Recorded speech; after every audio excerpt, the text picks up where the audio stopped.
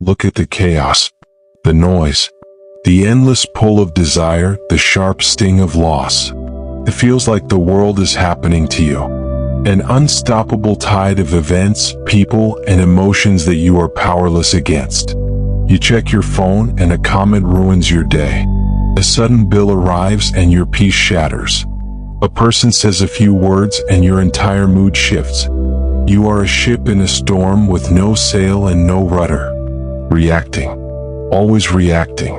But what if you could build an inner citadel so strong, so unshakable, that the chaos could not penetrate it? What if you could find a calm so deep that no external event, no person's opinion, no twist of fate could steal your peace? This is not a fantasy. This was the promise of Stoicism, a philosophy forged not in quiet classrooms, but in the brutal arena of life. And today we will walk its path. We will explore 10 Stoic principles to build that citadel, to ensure that nothing can affect you without your permission. Part 1. The Dichotomy of Control, the Foundational Gate. Our journey begins with the single most important insight, the master key that unlocks the Stoic mindset. It was articulated with perfect clarity by the slave-turned-philosopher Epictetus. He said, "Some things are within our power, while others are not." Imagine you are an archer. Your goal is to hit the bullseye. What is within your power? You can choose the finest bow.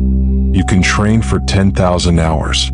You can steady your breath, take aim with all your skill, and release the arrow with perfect form. But what is not within your power? A sudden gust of wind, a distracting noise, the thickness of the air, whether the arrow actually hits the target. The amateur archer ties his happiness, his self-worth, to the arrow hitting the target. He is a slave to the wind. But the master archer? His goal is different. His goal is to shoot well, to execute everything within his control flawlessly. If the wind takes his arrow, he feels no shame.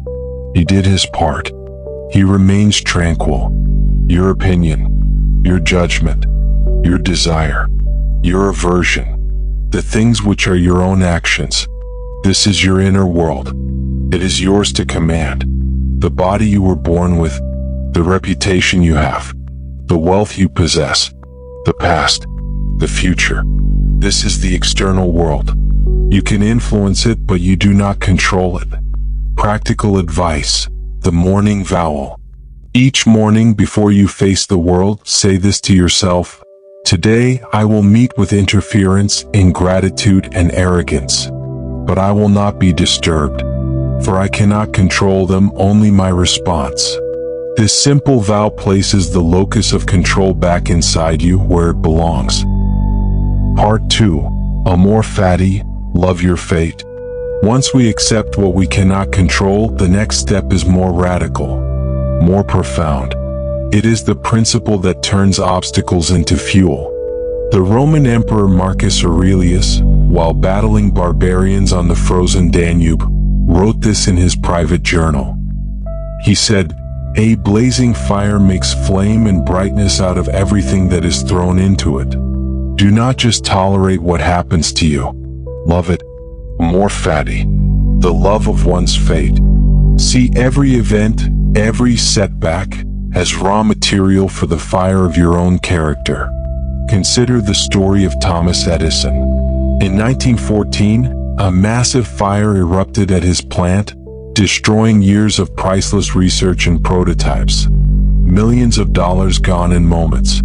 Reporters rushed to the scene, expecting to find a broken man. What they found was Edison, his face glowing in the light of the inferno. He said, "There is great value in disaster. All our mistakes are burned up. Thank God we can start anew." He did not just accept the disaster. He embraced it. He saw the clean slate, the opportunity.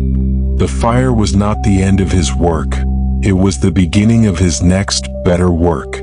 Practical advice. The obstacle is the way. The next time something bad happens, a project fails, a plan falls through, ask yourself, How can this serve me? What strength can I build by overcoming this? What new path has this revealed? Reframe the obstacle. It is not a block, it is the path itself. Part 3. The view from above, memento mori. Our problems feel immense because our perspective is small. We are trapped in the narrow corridor of our own lives. To find true peace, we must regularly zoom out.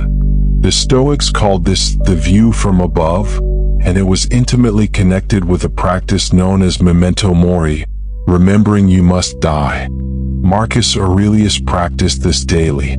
He would remind himself, think of the universal substance, of which you have a very small portion, and of universal time, of which a short hair's breadth has been assigned to you, and of destiny, of which you are a very small part. That argument you had? In the scope of a lifetime, it is a speck. In the scope of human history, it is nothing. The anxiety you feel about tomorrow? One day you will be a memory, and one day even that memory will be gone. This is not said morbidly, but with a sense of profound peace. This is not nihilism. This is liberation. When you confront the reality of your own death, it silences the trivial. It makes every moment precious. That embarrassing thing you did 5 years ago? It is dust. The opinion of someone who doesn't matter? It is a whisper in a hurricane. Practical advice. The cosmic view. When overwhelmed, close your eyes. In your mind, pull the camera back. See your street from above. Your city. Your continent. See the blue marble of earth floating in the infinite black. Your problem, your drama is on that speck. Feel its smallness. Feel the immense, silent peace of the cosmos. Carry that feeling back down with you. Part 4. Practice misfortune, Premeditatio Malorum. We spend our lives hoping for the best. The Stoic sage prepares for the worst while still doing his best. This is Premeditatio Malorum, the premeditation of evils. Not to be pessimistic, but to be invincible. Seneca, one of the wealthiest men in Rome, would regularly practice poverty. Set aside a certain number of days, during which you shall be content with the scantiest and cheapest fare, with coarse and rough dress, saying to yourself the while, is this the condition that I feared? You would sleep on a hard floor, eat plain food. What?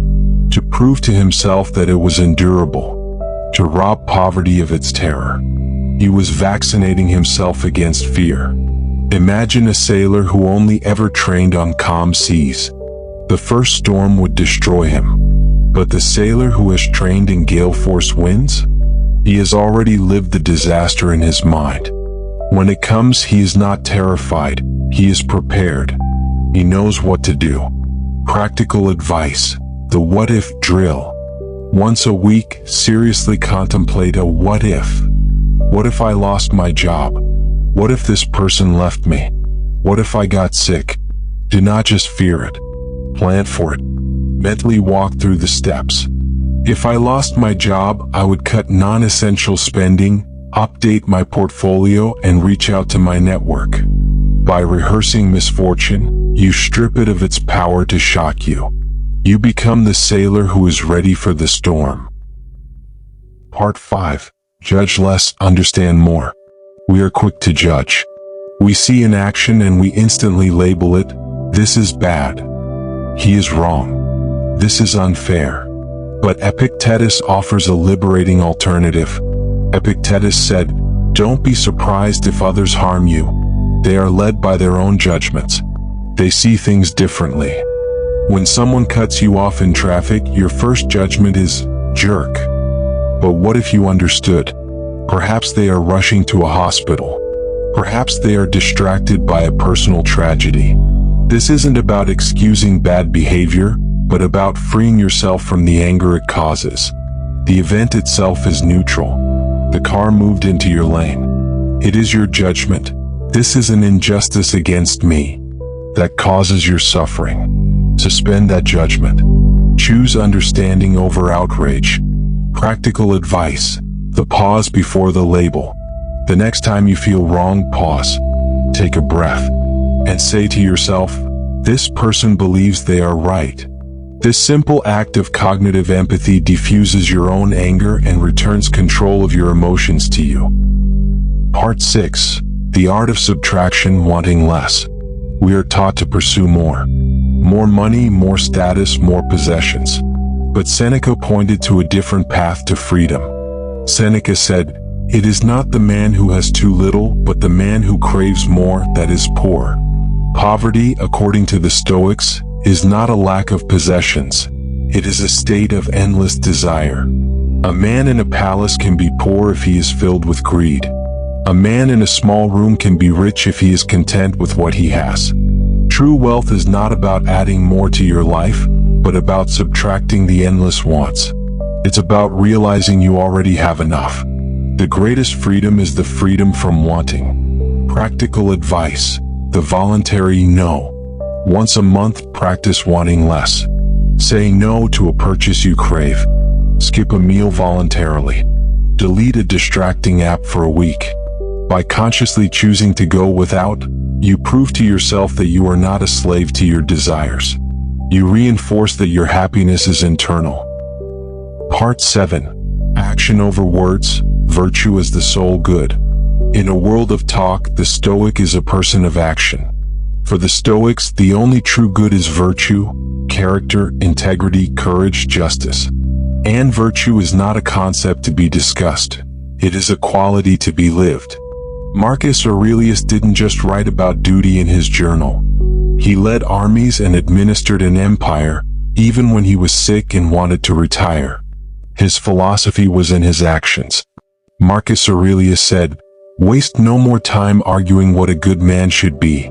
Be one. Don't tell people about your philosophy. Let them see it in your patience, your work ethic, your honesty, your resilience. Your character is your masterpiece. Stop talking about sculpting and start chiseling." Practical advice: the daily virtue scorecard. Each night, ask yourself not what did I achieve, but how did I act? Did I act with courage in that difficult meeting? Was I just in my dealings? Did I practice discipline with my time? Measure your day by the integrity of your actions, not the volume of your words. Part 8. This is enough, the present moment. We live in a state of perpetual becoming. I'll be happy when I get the promotion, when I find the partner, when I have more money. The Stoic finds perfection not in the future, but now. Marcus Aurelius wrote, "Confine yourself to the present." Right here, in this moment, you have everything you need to practice virtue. You have a challenge to face with courage. You have a person to treat with kindness. You have a thought to correct with wisdom. This moment is not a stepping stone to a better life.